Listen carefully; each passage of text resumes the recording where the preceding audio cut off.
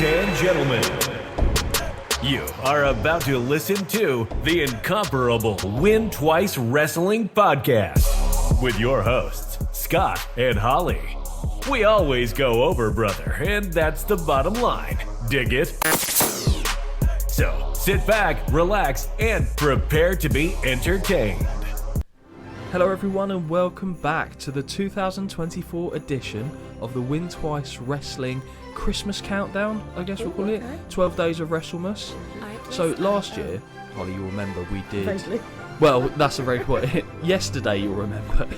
But last year we did 12 questions, so 12 topics were put forward. Yes. We gave answers. You came off about rattling trains on dudes and stuff like that. It was an exciting recording.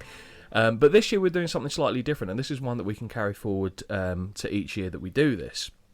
And that is picking our top 12 wrestlers of the year. Yes. Now, by saying that, that isn't to say that there haven't been other people outside of this group that have performed really well. However, to us, from what we've seen and what we've experienced... These are the ones we agreed on. These, to a point, because there's someone on this list I don't want on there. And I know that you've rated them very highly. In fact, we went complete opposite ends of the spectrum for them. So to let you guys in on how we decided the 12, we just threw names out there. It was before we went to a show in person. Yep. We said, right, who have we been impressed by or enjoyed over the course of the year? We threw out about 20, 25 names. Yes. And then from there, I think it was, we were sat in work at lunchtime, and I went, of this group, these are the ones that I would consider to be the top 12. And I included someone in there who I wouldn't have had in there, not missing out by much, granted, because I knew that you would strongly disagree. Once we'd agreed... Disagree? I know, how dare you. And once we agreed that list, what we did... We basically scored them individually ourselves. So whoever we thought was the best got 12 points, and then so on and so forth down to... Like the Eurovision Song Contest. Exactly, except but UK no one got nil points. UK can't get nil points in this. I guess everyone else got nil points who wasn't actually on the list in the first place. And then what we did was we added up the scores, and that... Yeah, my mental maths got a real... We did, yeah, I can see, because basically, I mean, you guys can't see this, but I've got a... Well, not even an A4 bit of paper, but a notepad sheet of paper with the names written down, numbers next to them, and then another set of numbers on the other side that had been totted together by co-host Holly. A couple of them had the same score number. They did, yeah. So what we decided to do for those members is basically look at the individual scores, and whoever of those people that were, let's say two people were tied on 12, for example, we looked at the two individuals, and whichever one had the highest individual score would outpip the other people and therefore be higher in the rankings. So we don't have any tied rankings in this, even though they might have scored the same when we've totaled them up. At the time, I understood it. And now you're looking at me like... But at the time, I definitely did understand it, so it's all good. Okay, so let's just say, for example, Joe Bloggs, yeah? Oh, him, yeah? I gave him a 10, you gave him a 2, 12 points. Yeah. Another person, Sarah Smith. Oh, but because one of them was a 10, he comes higher than the two 6s. There you go. That's the exact analysis I was going to do for you, analogy for you. Thank you. So, no better way to start. Then we're going to work upwards. We're going to, as we, creep ever closer to that day when Saint Nick's coming down your chimney. Hello. Sounds a bit fine. You don't know what Saint Nick looks like. Oh, that's what we were going for. That's what, well, he's got his ways. He's got his ways. Get himself in. We're going to go with who came number 12 in our rankings. Holly. Yes. Who came number 12 in the Win Twice Wrestling rankings for 2024? That would be Mr. Cody Rhodes. Now that could be controversial. That could be. It's very early. It's very early. That could be very controversial. Do you know what's great about that? I committed to saying controversial, got bored partway through saying it, and just stopped the word entirely. I was going to say, that's quite contro, and then went, that's not a thing. Spending too much time with me, clearly. Oh, well, you said it. But, yeah, I think that's going to be fairly... Oh, I mean, to be fair, I don't know, it's all opinion related, isn't it? So you could ask 100 people, get 100 different answers. So we're very aware that these won't be, necessarily the conformist opinion. And quite frankly, don't give a shit. Also, just to let you know, The Rock's not in here. So I do know more than The Rock. I still haven't gotten over it. That's amazing. That's literally like an 8-month stitch back. I don't remember. You remember being wronged? But I remember when people wrong me. Holy shit. I will come for them. Oh. Absolutely. You'll come for them, eh? Well, I've got to get those feet pics online. It's nearly the end of the year. So Cody Rhodes. Yes. He hasn't had a bad year. No. He's been positioned as being the guy. The face that runs the place. He completed... Oh, no, I prefer AJ. But he completed his story. He finished his story. Which... And I think this is part of the problem we have with him. Boring. Yeah, I mean, I was going to be a bit more balanced with my opinion. I won't be. So Cody completed his story at WrestleMania. The issue for me is that was done a year too late. Mm-hmm. That should have finished last year where it made more sense. Agreed. So it finishing this year, it was nice enough, but I didn't care like I did the year before. No. Cody has obviously held the title ever since. He's a good face for the company in terms of the marketing, promotional stuff. He's great with kids, great with fans, all the good stuff. But I struggle, and this probably is going to sound harsh than I mean to. I've never overly cared, and I think I've said it before actually, for Cody Rhodes in general. That's not to say I dislike him. Okay. I just don't rate him as highly as others seem to. His matches are fine. Yeah. They're not... There've been some really good ones, and I have enjoyed watching them. But the whole story behind it now, obviously, as you can tell by my reaction a minute ago, just boring. Yeah. And for me, I don't understand what happens now. Where he goes? Yeah, what happens now? He's got to have a feud with Randy at some point, hasn't he? Oh, I hope so. Thick thighs save lives and all that. I hope so. I mean, Randy's not going to beat him. That's clear. Yeah, I know, but... I look at it and I go, well, the focus now is not on him. Like, the focus is on Bloodline. Mm-hmm. So what happens now? Like, where does he go? His story's done. The thing is that the Bloodline story is genuinely better than anything he's doing, though. Yeah, of course. I agree. There's a period where I was bored of that too. Yeah, very sick of the Bloodline, but it's gone up a level in my opinion, and the writing behind it is really good and engaging.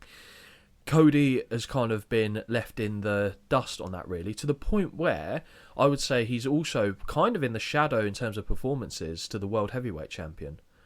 I think what Gunther's been doing has been, and that might let you into a potential sneak preview of someone else that's going to feature in this list. I think he's had a much more engaging and interesting year than Cody. Yeah, I'd agree. Like I said, and it's not because of Cody's matches, it's just, I don't, like, he's having this feud now with Kevin Owens, okay?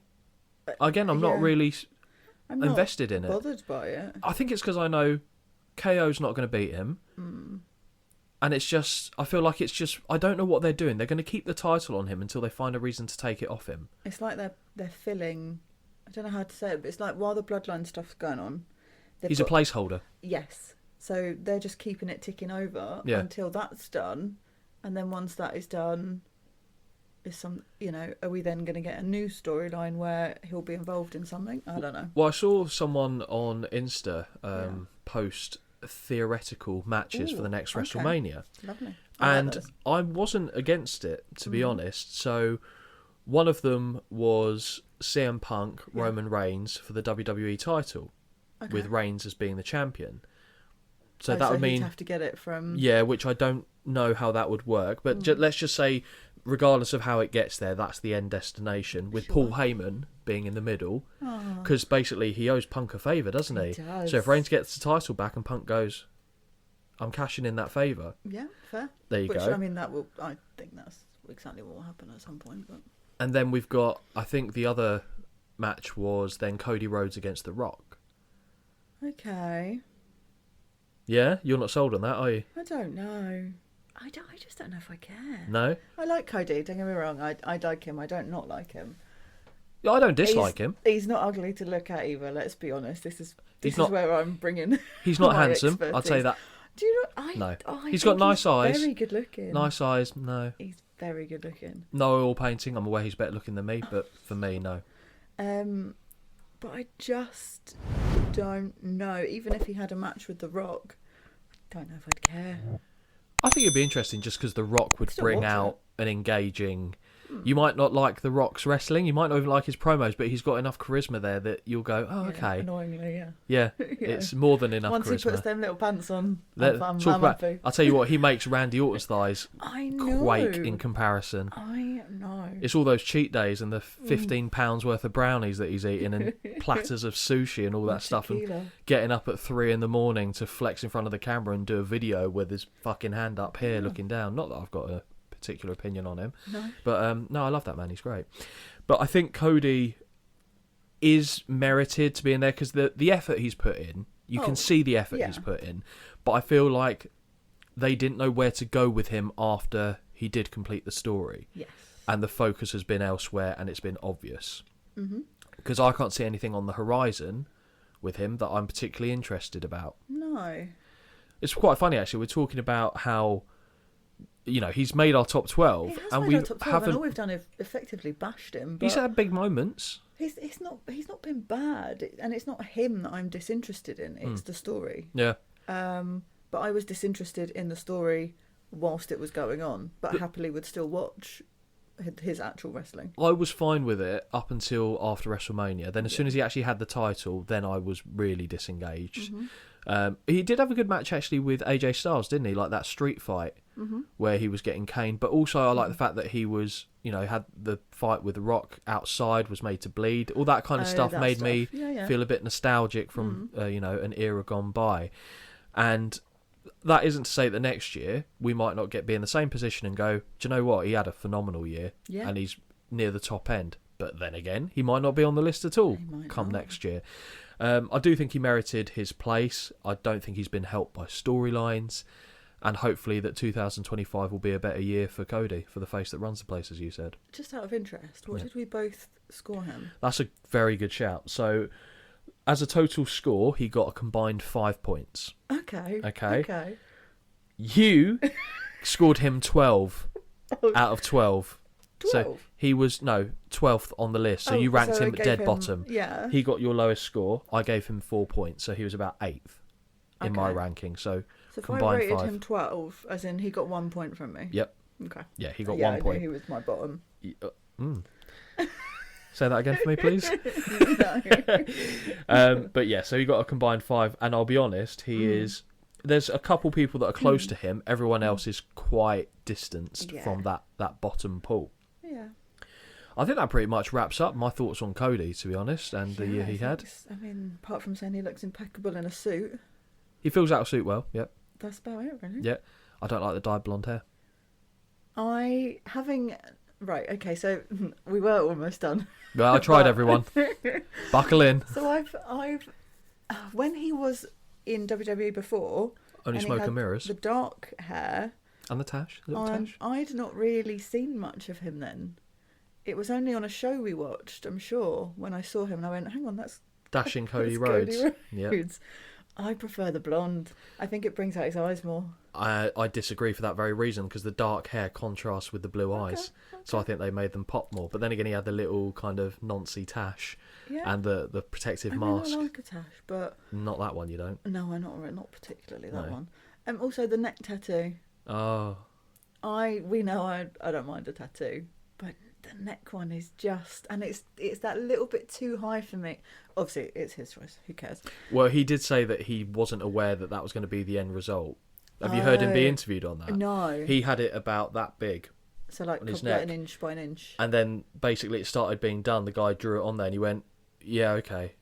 So it didn't sound like it was what he actually wanted as the end result. It kind of tips over onto the jaw, like the jawline, which is a little... I'm not a neck tattoo fan. I like tattoos, but I'm not a neck tattoo fan. Also, ultimately, my opinion means fuck all.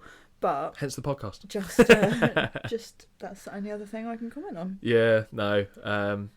Cody Rhodes, you did all right. Like I said, I was a bit more generous than Holly was, but still, I think we agreed upon that he would either way he would have been at the lower end of both of our scales if we'd done them individually. But yeah, I think that wraps up the first day on the little WrestleMas journey this year, and we will see you tomorrow for day number 2. Bye. Until next time, this has been a Win Twice Wrestling production. Peace out.